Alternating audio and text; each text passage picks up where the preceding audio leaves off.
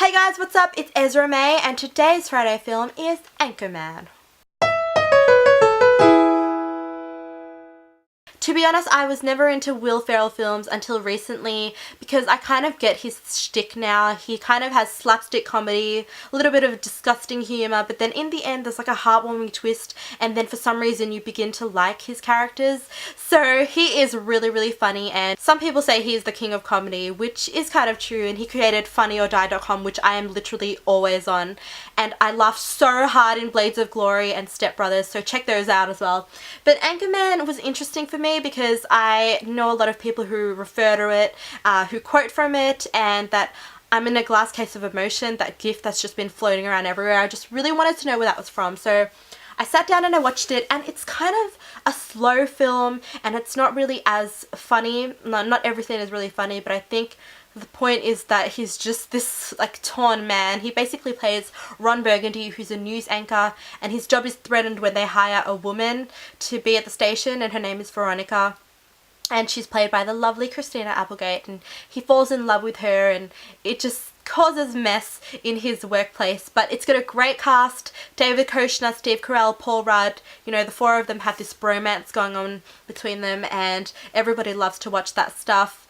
And they basically have this alliance and they have issues with other networks. It's almost an educational look into broadcasting. It took Australia 10 years to get this thing out on DVD. What's that about, you know? Step it up a little bit. But it was released in 2004, directed by Adam McKay, and it's just one of those things that you don't have to think about. You know, sometimes you just want to put something on TV and just not think about it. So it's great for a Friday night. Highly recommended.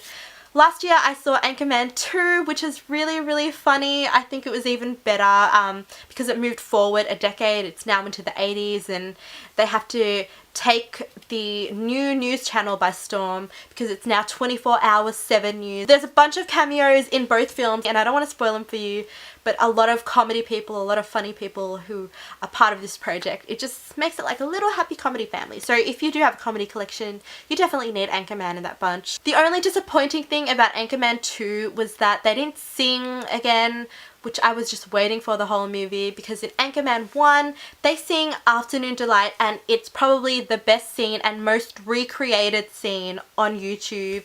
I'll put a link up there. It's seriously so funny and the guys are in harmony. They sound really good together.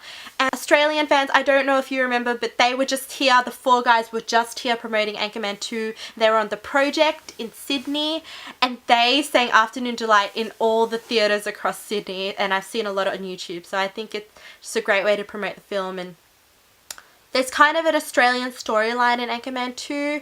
We've got Josh Lawson in there playing a news anchor and they can't even understand what he's saying, which is pretty funny.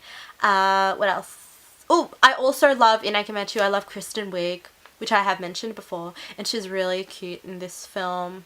I give Anchorman a 7 out of 10, but I give Anchorman 2 a 9 out of 10. Thank you guys for watching. I'll be back next week with another Friday film. Bye! One of the best things about going to the theatres is the free stuff that you get with the popcorn. So I got this mug and it's an Anchorman 2 mug, official Anchorman 2 The Legend Continues. And look what happens when you pour stuff into it. That's gonna work. These words come up and it's like, say what? Yeah, I did it. So, I mean, there we go. Okay, that's all I want to show you.